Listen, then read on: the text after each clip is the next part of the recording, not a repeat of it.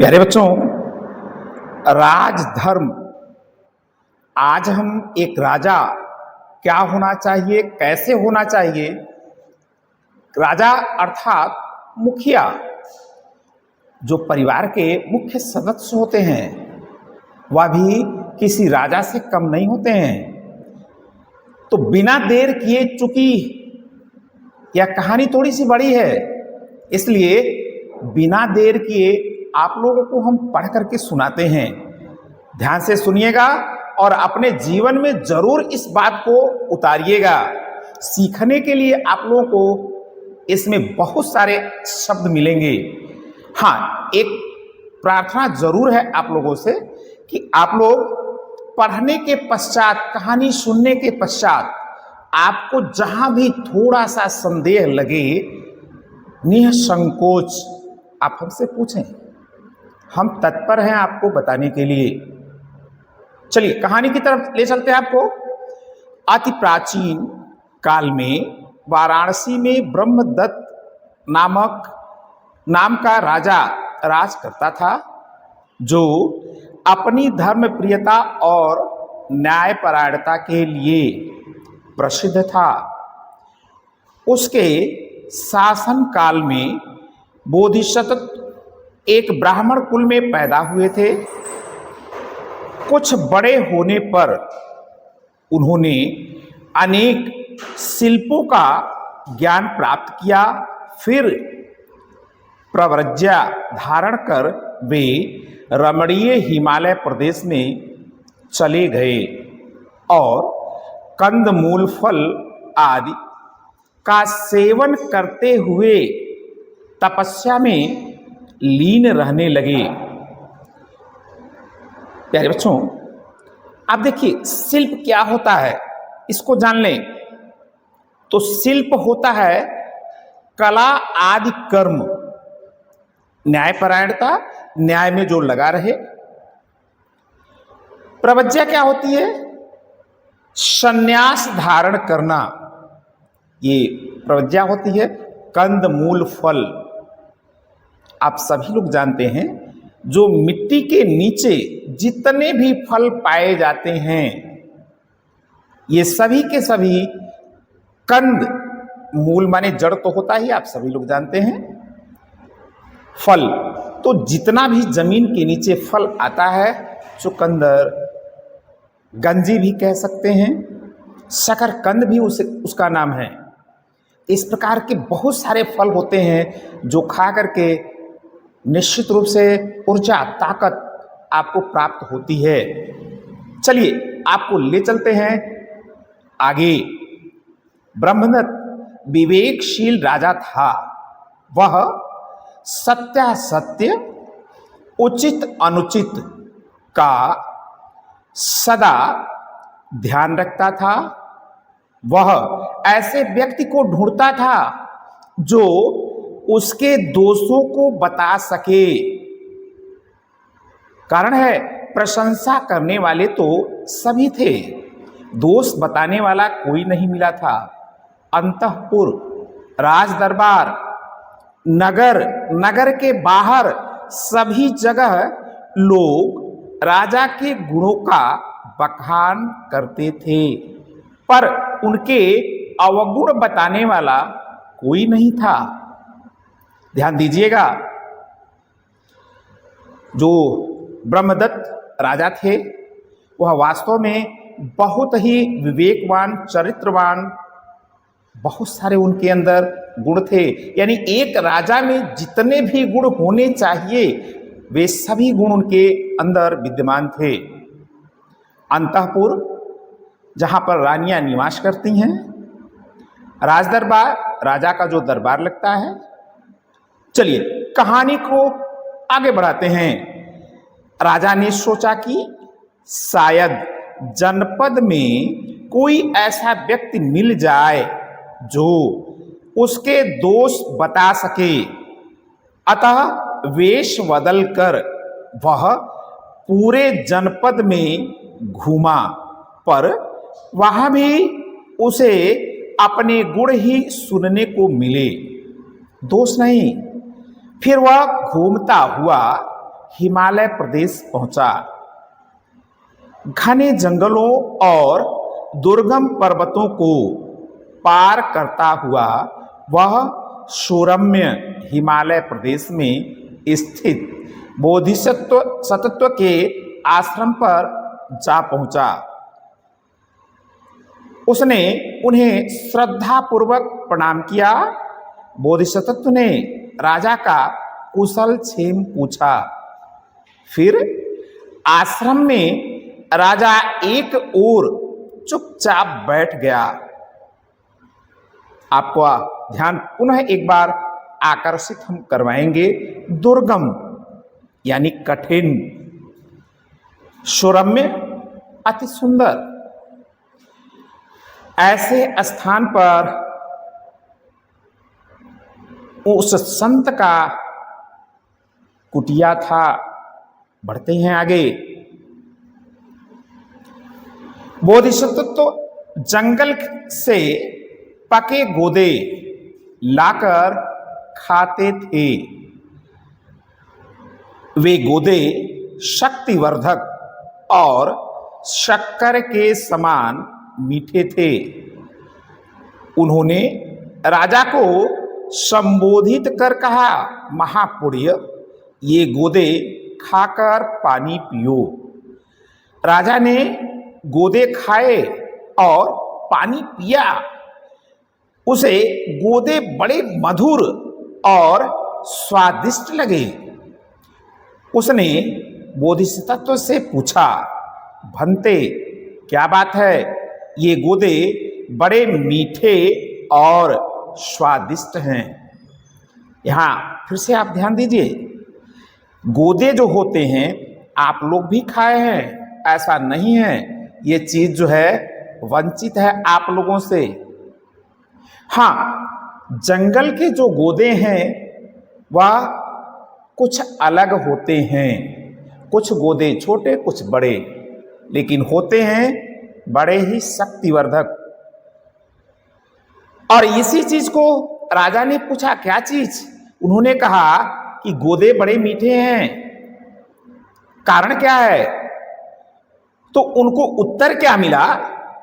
देखिए, बोधिसत्व ने क्या कहा। महापुण्य, चूंकि उनको यह तो नहीं ज्ञात था कि यह राजा हैं, लेकिन एक अच्छे और सुंदर वाक्यों में उन्होंने कहा, यहाँ का राजा निश्चय ही धर्मानुसार और न्यायपूर्वक राज करता है। आप सभी ध्यान दीजिएगा इस बात पर।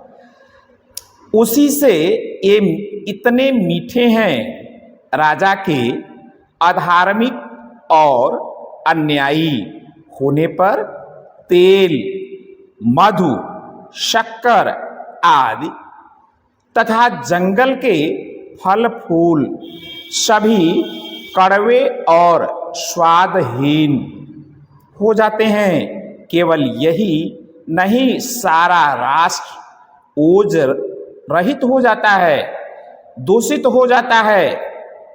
राजा के धार्मिक और न्यायप्रिय होने पर सभी वस्तुएं मधुर और शक्तिवर्धक होती हैं और सारा राष्ट्र शक्तिशाली तथा ओजस्वी बना रहता है। ओजस्वी यानी तेज, बलशाली। और क्या क्या चीजें हैं? आप एक चीज और जान लीजिएगा, शक्कर और चीनी में, इन दोनों में अंतर होते हैं। यह अंतर फिर कभी आप लोगों को हम निश्चित रूप से बताएंगे, समझाएंगे भी। चलिए, राजा का क्या कर्तव्य है वह तो संत ने बताया। आगे क्या हुआ, कैसे हुआ, कुछ चित्र भी दिए गए हैं। इन चित्रों से भी आप देखकर बिल्कुल इस बात को समझ सकते हैं। भंते, ये पाली भाषा का शब्द है, संबोधवाचक चिन्ह शब्द है ये। ऐसा होता होगा। यह कहकर राजा अपना परिचय दिए बिना ही बोधिसत्व को प्रणाम कर अपनी राजधानी लौट आया। उसने सोचा, तपस्वी बोधिसत्व के कथन की परीक्षा करूंगा, अधर्म और अन्याय से राज करूंगा, देखूंगा कि बोधिसत्व की बात में कितनी सच्चाई है। ऐसा राजा ने ऐसा ही किया। कुछ समय बीत जाने पर वह फिर बोधिसत्व के आश्रम में पहुंचा और उन्हें प्रणाम कर एक ओर बैठ गया। सो बोधिसत्व ने क्या किया? बोधिसत्व ने फिर उसे पके गोदे दिए। राजा को वे गोदे बड़े कड़वे लगे। राजा ने गोदे थूक दिए और कहा, भंते, ये बड़े कड़वे हैं। महापुण्य, यहाँ का राजा अवश्य अधार्मिक और अन्यायी होगा। राजा के अधार्मिक और अन्यायी होने पर जंगल के फल फूल तथा सभी वस्तुएं नीरस, जिसमें कोई रस न हो, और कड़वी हो जाती हैं, स्वाद रहित हो जाती हैं, उनमें स्वाद नहीं रहता है। यही नहीं, सारा राष्ट्र ओज रहित हो जाता है, उसमें ताकत नहीं रह जाती है। राजा की और जिज्ञासा अर्थात जानने की इच्छा प्रकट करने पर बोधिसत्व ने कहा, गायों के नदी में तैरते समय बैल जो होता है, किसको कहा गया है? नेता को। यदि टेढ़ा जाता है तो नेता के टेढ़े जाने के कारण सभी गायें टेढ़ी हो जाती हैं और मार्ग से भटक जाती हैं। इसी प्रकार मनुष्य में जो श्रेष्ठ होता है वह नेता माना जाता है। यदि वह टेढ़े मार्ग से जाता है, अधर्म करता है, तो सारी प्रजा कुमार्ग पर चलती है और अधर्म करने लगती है। राजा ही नेता होता है, प्रमुख होता है। राजा के धर्म विमुख यानी धर्म से मुख को मोड़ लेना होने पर सारा राज्य दुख को प्राप्त होता है। गायों के नदी पार करते समय यदि बैल या अर्थात नेता सीधा जाता है तो नेता के सीधा जाने के कारण सभी गायें सीधी जाती हैं और नदी पार कर जाती हैं। इसी प्रकार मनुष्य में जो श्रेष्ठ माना जाता है वही नेता माना जाता है। यदि वह धर्म का अनुसरण करता है तो शेष प्रजा भी धर्म का मार्ग अपनाती है। राजा के धार्मिक होने पर सारा राष्ट्र सुख को प्राप्त करता है। ध्यान दीजिएगा, बोधिसत्व से यह शिक्षा प्राप्त कर राजा ने अपना राजा होना प्रकट किया। अर्थात उन्होंने बताया कि हम इस देश के राजा हैं और विनय पूर्वक बोले। क्या बोले?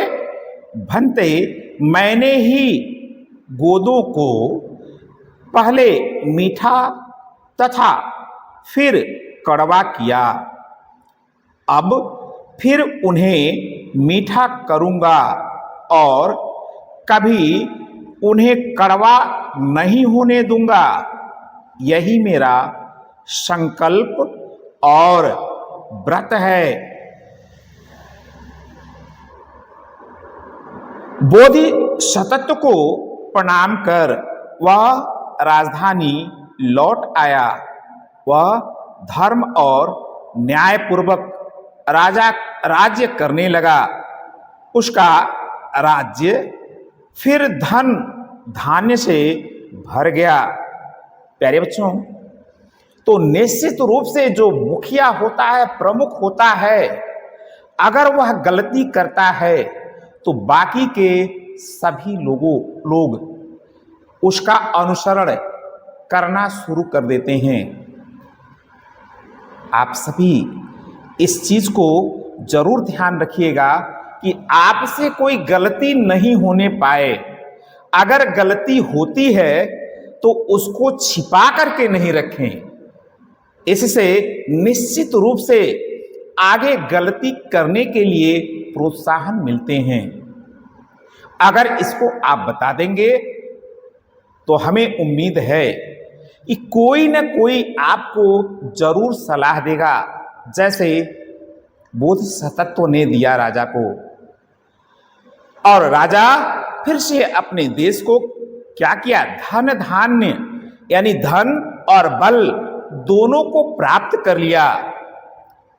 सो प्यारे बच्चों, आप सभी कहिए हमारे सर जी पढ़ाने के साथ साथ YouTube चैनल पर भी रहते हैं, उनको आप लाइक करें, सब्सक्राइब करें, कमेंट भी करें। सो आज के लिए इतना ही। मिलते हैं ऐसे ही किसी सुंदर वचन और सुंदर कहानियों से, जिससे आप सभी को ज्ञान और बुद्धि प्राप्त हो। आज के लिए बस इतना ही। धन्यवाद।